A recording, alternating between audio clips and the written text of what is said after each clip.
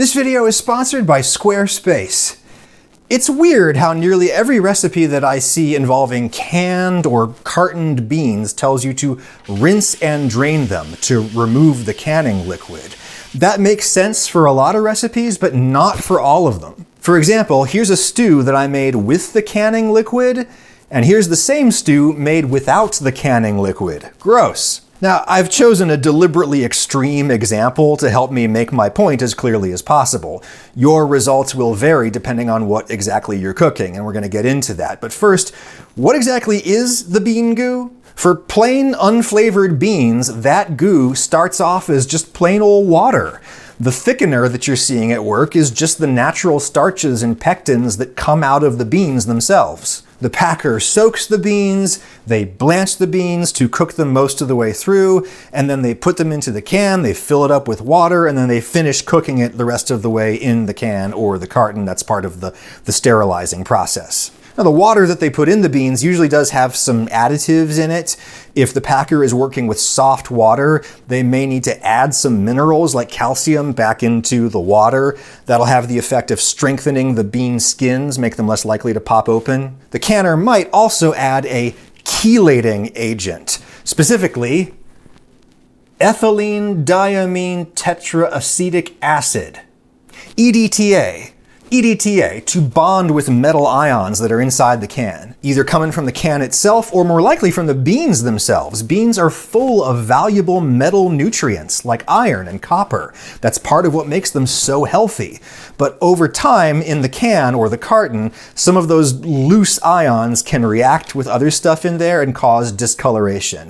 The chelating agent bonds with the metals to effectively neutralize them. But the number one additive in bean goo is usually just salt. Salt makes the beans taste better, it also strengthens them chemically, and it extends their shelf life. One of the most common arguments in favor of draining the beans is to get rid of what they call the excess sodium, and that makes little sense to me. Unless you're on a special diet for your blood pressure or something, you're probably going to season your food to taste, and that's probably going to require even more salt than what is already in here. If I were to just dump the beans in the pan with all of their liquid, that salt is not only seasoning the beans, but all of the other stuff that's in the pan, which also needs salt.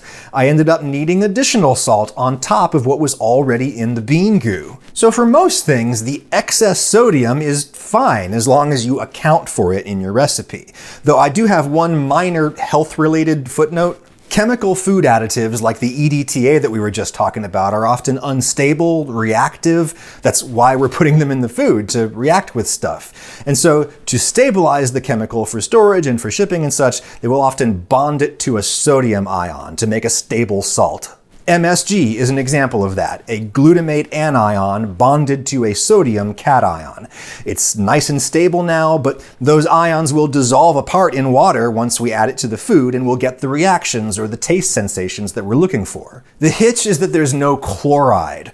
Table salt is sodium plus chloride, right? And you need both in a rough balance in order to be healthy.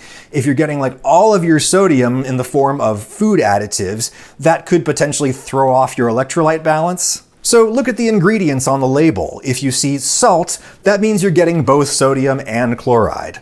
But if all you see is stuff like disodium EDTA, then you would be getting less chloride, and I can't imagine it would matter very much, but if you ate the same brand of cheap beans every single day your entire life, maybe that could make a difference. I don't know. But that would be a reason to drain those beans so that you can replace the perhaps less healthy sodium compounds with plain old salt. But this brand only uses normal salt anyway, so we're good there. You might want to drain and then rinse for textural reasons if you want nice, clean, separate beans to drop onto a salad or something like that. But if you're making beans in sauce, as we so often are, that liquid might actually be beneficial to your sauce, and here is my example. This is beans a la moutarde, French-style creamy beans flavored with mustard. It's dynamite. I'll chop up a shallot, and then this part isn't traditional, but I'm going to add a big handful of green beans just to make this a more complete meal. Broccoli would be awesome too. Olive oil in the pan, give the shallots a little head start, and then I'll put in the green beans, Give them a couple minute head start, maybe add some butter if the pan is looking dry, or just add it because it tastes good, and then deglaze with some white wine. Reduce that down a little bit. For demonstration purposes, I will put in my drained and rinsed butter beans. Enough milk to almost submerge everything, bring to a boil, reduce to a spirited simmer. That liquid is very thin, as you can see. The way we thicken it into a sauce is that we just cook the beans until more of their starches and pectins and such leak out. That's how beans thicken a stew. The problem is these beans already gave up a lot of their natural thickeners to the canning liquid. We now have to overcook them to get more thickeners out of them. I can see the beans starting to break apart more than I would like. This is probably thick enough, though. It'll thicken a lot as it cools, and our remaining ingredients are also thickeners. A huge spoonful of whole grain mustard. I love how those little seeds pop between your teeth. And then I'll finish with just a little cream. You could certainly skip that. Taste for seasoning, give it pepper and a lot of salt. Remember that we drained away all that salty liquid. Here is our final texture. It doesn't look very nice because we had to overcook and bust up the beans to thicken the sauce. Plus, the acid in the wine may have curdled the milk a little bit. It tastes fine, but the texture could be better if we start all over again, and this time we add the beans with their liquid. Or some of their liquid. Normally when I make this, I drain one carton of beans and then I don't drain the other ones. But you could drain everything into a separate container and then you can just add that back into the dish by eye, depending on how much thickening it seems like it needs. But this time I'm gonna go full bean goo. I only need a little milk to bring that liquid all the way up. Time to simmer until it's thick, and that happens much faster because we already have natural thickeners in our sauce. We don't have to overcook the beans. That goo may seem unappetizing on its own, but in a sauce it is silky smooth and delicious. And yes, the bean goo is going to add to your total load of oligosaccharides and other things that are found in beans that can be kind of hard to digest.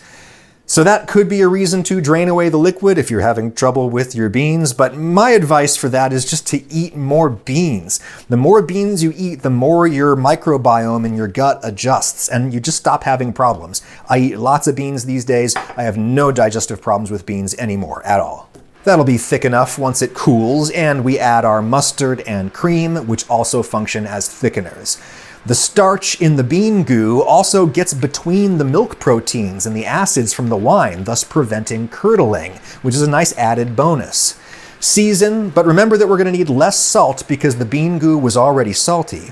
Maybe finish with some fresh parsley, and there we are, vastly superior texture. The taste is maybe slightly less milky because we used less milk, but it does taste more beany. It's all about getting the balance that you want for the particular dish that you're cooking, which is why I normally drain one package and I don't drain the other one. And even if you do drain all of your liquid off, consider saving it. You can use it to thicken something else. You can also use it as a vegan substitute for eggs in baked goods. It serves as a binder. You can even whip it up into a foam to replace meringue in something. In that context, it's usually known as aquafaba, although that term can sometimes refer exclusively to the bean goo from chickpeas, but all bean goo can function as aquafaba. The point is, the bean goo is good, as is the sponsor of this video, Squarespace. A can of beans has protein and carbs and fiber and vitamins all wrapped up in their own thickener. Squarespace is a similar all-in-one bundle, offering everything you need to build and run a website. Everything from a simple personal portfolio to a whole online store. Squarespace does the payment processing, all of that. They can register your custom domain name for you. They can start you off with a beautiful human design template, or you can just tell the computer what you want and let it start something for you. Drag and drop to customize for your own needs, and note that you can separately edit for mobile display, which is obviously very important. And in this new era of AI search, Squarespace has tools that can help the new chatbots find your site and surface it for your audience. My audience can save 10% off a Squarespace site or a custom domain using my code Ragusia. Save 10% with my code Ragusia. Thank you, Squarespace. And thank you, canned beans. All things considered, you may be the perfect semi-prepared food.